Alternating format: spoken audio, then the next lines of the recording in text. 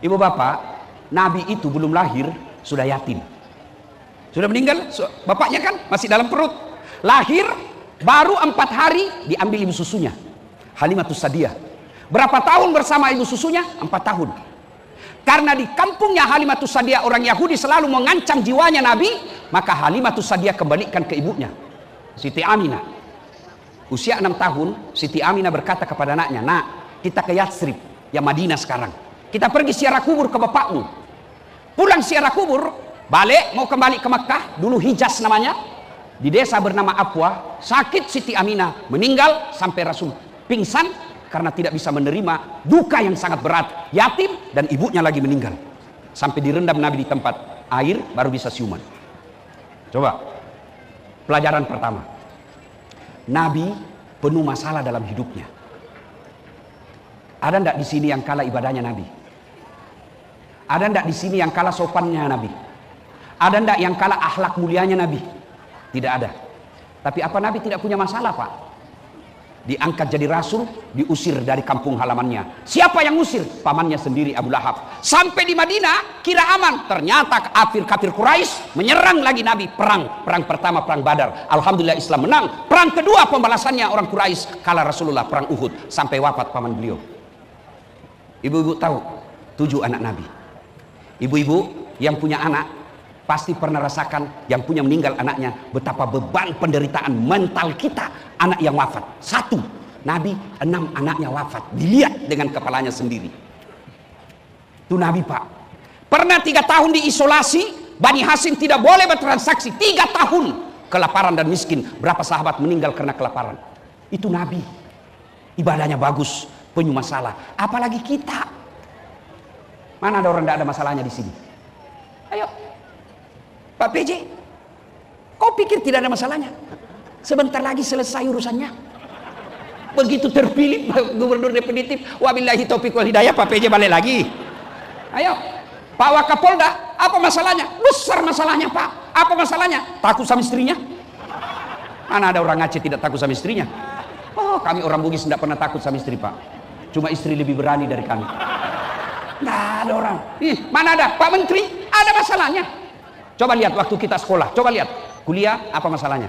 Mau sarjana. Sudah sarjana selesai masalahnya, mau kerja. Sudah pegawai selesai masalahnya, mau jadi kepala bagian. Sudah kepala bagian selesai masalahnya, mau jadi kepala dinas. Sudah kepala dinas, mau jadi sekda. Sudah jadi sekda, mau jadi bupati. Sudah jadi bupati, mau 2 periode. Sudah 2 periode, ditangkap KPK. Ya mana ada orang tidak ada masalahnya, Pak? Semua kita punya masalah. Nabi punya masalah. Bedanya, Nabi kata ada masalahnya, 2 dia pegang. Ista'inu bis sabri was salah. Sabar, perbaiki sholatmu. Adik-adikku pegawai negeri, dengar baik-baik. Adik-adikku para polisi, tentara, kalian ada masalah dengan pekerjaanmu. Jangan kau cari muka sama pimpinanmu. Jangan kau cari muka sama komandanmu. Loyal boleh, cari muka dilarang dalam agama. Penjilat bahasanya. Dari sekian banyak sisi kehidupan yang Allah berikan pelajaran kepada ketika Nabi Isra Mi'raj, satu diantaranya mental dan karakter penjilat. Pak Menteri, Bapak baru diangkat. Percaya, Pak, Bapak dinilai orang gula, semut akan berkeliling di antara Bapak. Tapi percaya, lebih banyak yang munafik daripada orang yang mau berteman secara ikhlas. Percaya itu, Pak. Kalau di depan kita siapa. Perbaiki saja sholatmu, biar Allah yang selesaikan urusanmu. Kalau Allah yang tolong kamu, Bu, kecil jadikan suamimu setia, kecil sembuhkan penyakitmu. Yang penting dekati Allah. Gimana caranya dekati Allah? Tidak usah dulu kau cerita umroh dan haji, sholatmu aja dulu kau sempurnakan. Ini ada Pak Panglima di sini. Mohon maaf, Pak. Itu beliau punya ajudan. Coba kalau beliau panggil ajudan. Ajudan! Itu ajudan biar lagi duduk makan kacang, langsung lompat. Siap, komandan! Kalau perlu dia telan bulat-bulat itu kacang. Jak menang perintah. Iya toh, Pak? Padahal beliau ada mutasinya, beliau ada pensiunnya. Begitu takutnya ajudannya. Ya, mana ada ajudan dipanggil. Ajudan!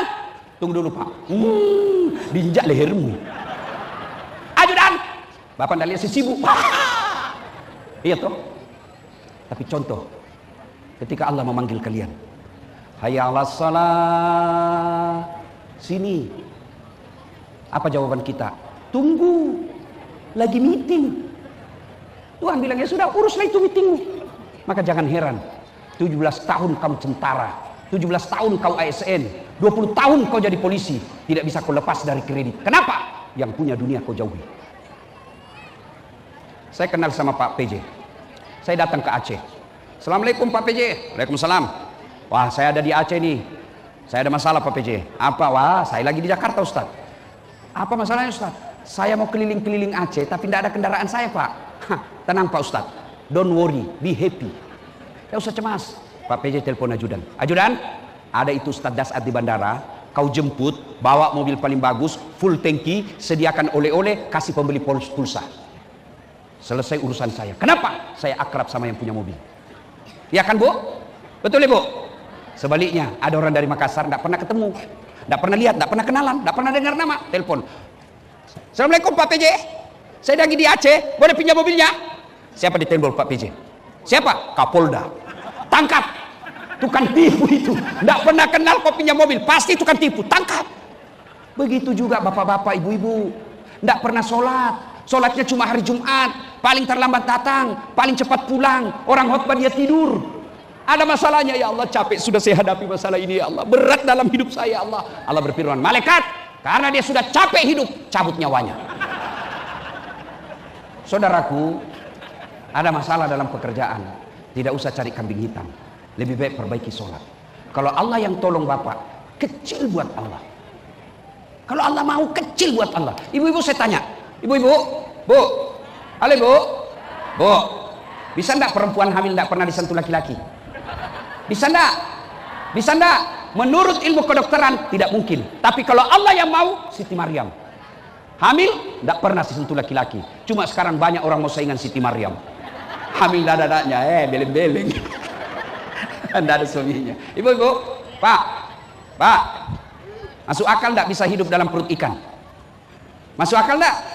Tidak mungkin. Tapi kalau Allah yang mau, Yunus alaihi salam Pak, 40 hari dalam perut ikan, hidup selamat.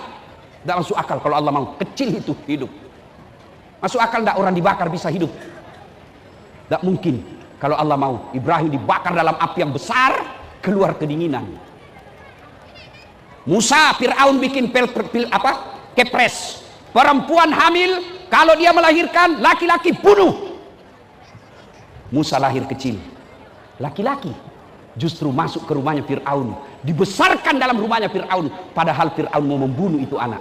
Kalau Allah yang mau, segala caranya Allah selamatkan. Kecil ini urusan dunia, kecil kalau Allah mau. Maka saudara-saudaraku yang hadir, mau jadi bupati, mau jadi PNS, jangan kau sogok rakyat, lebih baik kau sogok Allah, perbaiki sholatmu. Coba itu gelar saya, banyak betul kan? Tidak masuk akal itu Pak, tidak masuk akal. Doktor bersamaan waktu, beda negara, beda disiplin ilmu. Bisa kalau Allah mau. Apa susahnya Allah kasih kita? Saya sudah sholat Ustaz. Betul kau sholat, tapi tidak ikhlas. Hayya 'alas sholat, asar lagi. Barusan maghrib, barusan duhur. Kok tidak ikhlas? Saya sholat Ustaz. Betul kau sholat, tapi main-main. Udah balik ke. Ya, kenapa juga ya ke Ustaz. Siapa aja kau sholat dan baru pantat. Sholat tidak semangat betul. Nah. Kau ketawa karena kau bayangkan dirimu sendiri.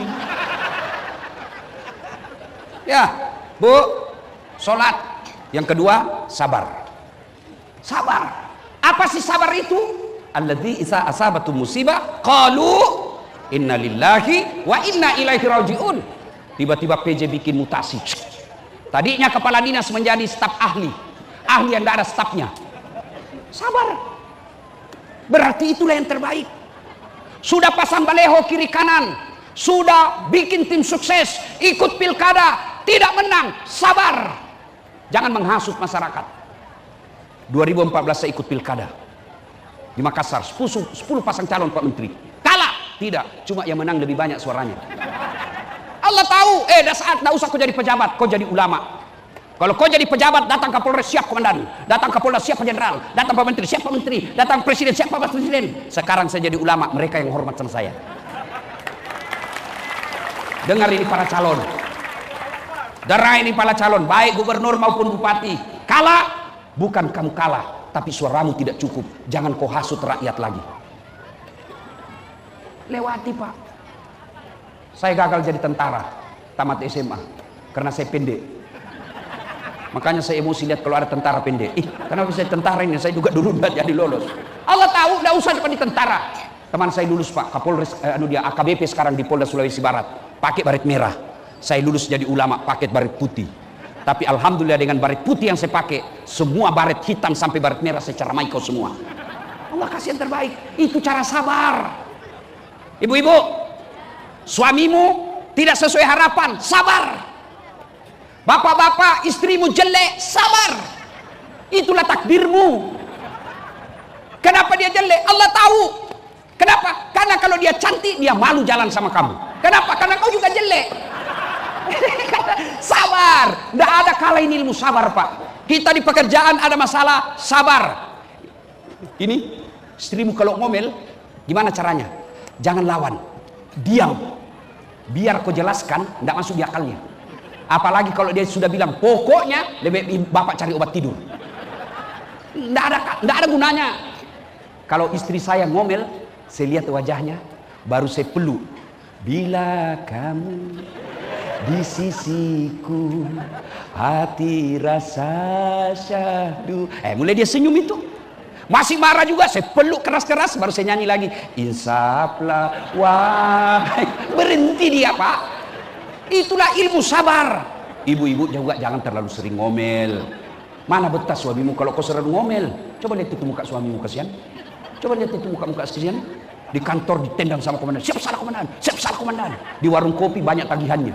Di kantor dimarah-marahi sama komandannya. Sampai di rumah dimaki-maki lagi istrinya. Memang kau bodoh, kenapa kau tidak lawan? Apa mau dilawan? Nah, dia komandan.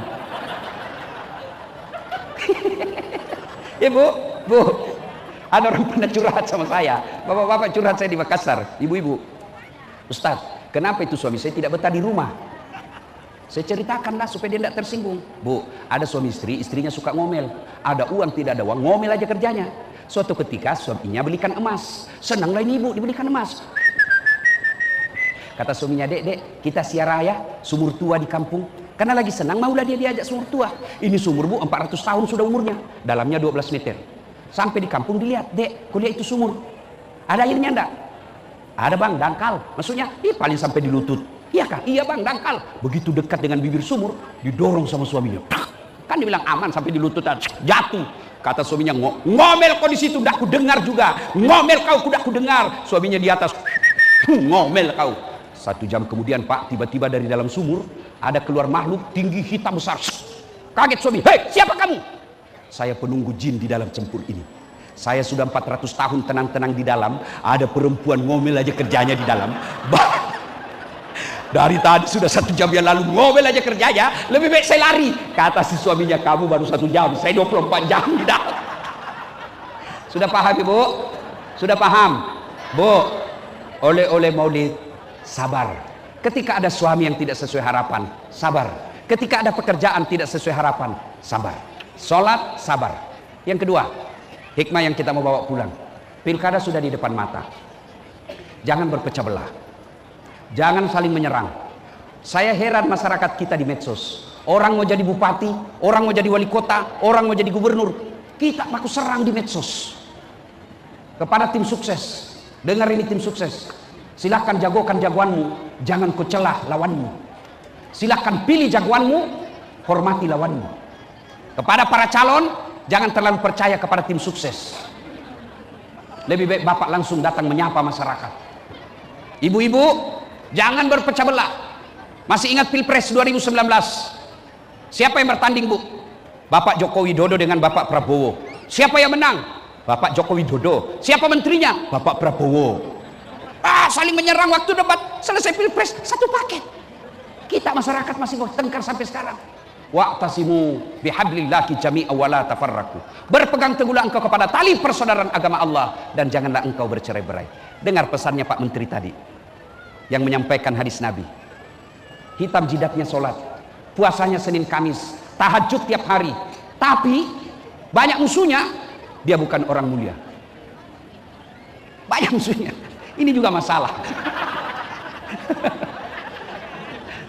Ya ibu bapak saudara-saudara sekalian, ada orang baik sholatnya berjamaah tiap hari, tapi di kompleks tidak ada yang senang, dia bukan orang mulia. Karena beliau katakan tadi, hadis Nabi, khairun nas anfa'hum linnas, sebaik-baik manusia di antara kalian adalah yang paling banyak manfaatnya buat orang lain.